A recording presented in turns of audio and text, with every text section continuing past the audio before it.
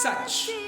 देखना ना भूलिए हर रोज अजमेर की बात रजनीश रोहिल्ला के साथ। हम हैं सच्चाई की वापसी, हम हैं SKV न्यूज। पश्चिम बंगाल में चली ममता बनर्जी की चुनावी आंधी, 200 से अधिक सीटें लेकर तीसरी बार पश्चिम बंगाल में ममता सरकार। भाजपा और तृणमूल के बीच चला था वोटों के ध्रुवीकरण का खेल। ममता बनर्जी पूरे देश में बनेंगी एकमात्र महिला मुख्यमंत्री। पश्चिम बंगाल के साथ 5 राज्यों के चुनाव परिणामों पर बात करने से पहले मैं रजनीश रोहिल्ला SKV न्यूज़ में आपका स्वागत करता हूं। कोरोना की दूसरी लहर के बीच 5 राज्यों में हुए विधानसभा चुनाव के परिणाम आ गए हैं। इनमें पश्चिम बंगाल, असम, केरल, पुडुचेरी, तमिलनाडु सहित राजस्थान में 3 स्थानों पर विधानसभा के उपचुनाव शामिल हैं। लगभग सभी राज्यों के चुनाव परिणाम की तस्वीर साफ हो चुकी है। सारे देश की निगाहें पश्चिम बंगाल के चुनाव परिणामों पर टिकी है। यहाँ शुरुआती परिणामों में ममता बनर्जी की सरकार तीसरी बार बनती हुई नजर आ रही है। ममता बनर्जी ने तीसरी बार बहुमत लेकर भाजपा के मंसूबों पर पानी फेर दिया है। इस चुनाव को जीतकर पश्चिम बंगाल में पहली बार सरकार बनाने का दावा करने वाली भाजपा को अभी 5 साल का इंतजार और करना पड़ेगा। पश्चिम बंगाल में भाजपा 80 से अधिक सीटें लेकर दूसरे नंबर की सबसे बड़ी पार्टी बनकर उभरी है। पश्चिम बंगाल के चुनाव में प्रधानमंत्री नरेंद्र मोदी सहित भाजपा नेता अमित शाह ने अपनी सारी ताकत झोंक दी थी। इस राज्य में चुनाव से पहले और चुनाव के दौरान जमकर हिंसा हुई। पश्चिम बंगाल में भाजपा और TMC दोनों ने ही हिंदू और मुस्लिम वोटों का ध्रुवीकरण किया। उसके परिणाम भी सामने आए। भाजपा को पिछली बार की तुलना में अधिक सीटें मिलती दिखाई दे रही है। हालांकि भाजपा ने तृणमूल के लिए कई चुनौतियां पैदा की, लेकिन TMC की रणनीति के आगे भाजपा धराशायी हो गई। चुनाव में सबसे ज़्यादा चर्चा ममता बनर्जी के नंदीग्राम सीट की रही। इस सीट के पहले कई राउंड में ममता बनर्जी पिछड़ी रही। एक बार तो स्थिति यह आ गई कि इस सीट पर हुई मतगणना में ममता बनर्जी भाजपा प्रत्याशी से 10,000 वोटों से पीछे हो गई। इसके साथ ही शुरू में भाजपा और TMC में कड़ी टक्कर दिखाई दे रही थी, लेकिन जैसे जैसे मतगणना के राउंड आगे बढ़ते चले गए, ममता की पार्टी ने भाजपा को पीछे ही नहीं काफ़ी पीछे छोड़ दिया।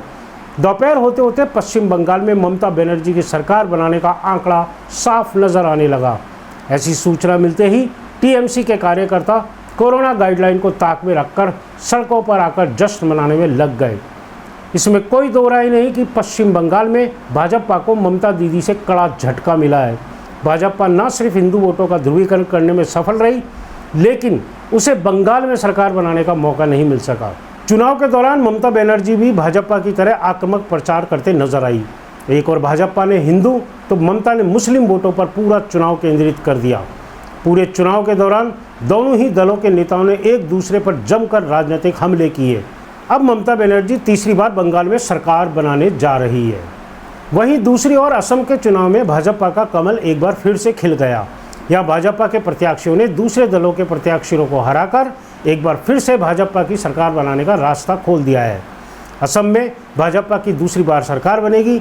भाजपा नेताओं ने असम में कई स्थानों पर जाकर जीत का जश्न मनाया। पुडुचेरी में भी भाजपा ने एक बार फिर सरकार बनाने जितना बहुमत हासिल कर लिया है।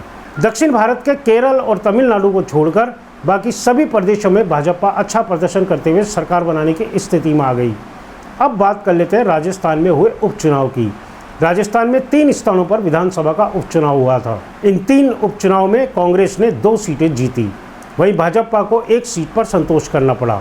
राजसमंद की सीट पर भाजपा की दीप्ति माहेश्वरी ने कांग्रेस प्रत्याशी को हरा दिया।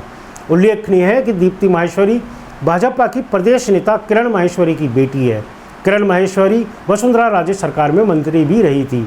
पिछले दिनों उनकी कोरोना के चलते मौत हो गई थी। वहीं सहाड़ा विधानसभा उपचुनाव के परिणाम कांग्रेस के पक्ष में रहे। यहां कांग्रेस की गायत्री देवी ने भाजपा के रतन लाल को हराया। इसी तरह सुजानगढ़ उपचुनाव में भी कांग्रेस ने जीत दर्ज कराई। कांग्रेस के मनोज मेघवाल ने भाजपा के खेमाराम मेघवाल को हराया। SKV न्यूज के विशेष चुनावी कार्यक्रम में बस इतना ही।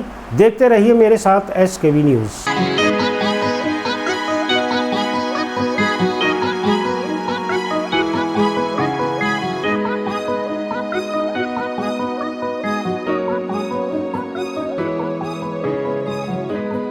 हम दिखाते हैं खबरों का सच। देखना ना भूलिए हर रोज अजमेर की बात रजनीश रोहिल्ला के साथ।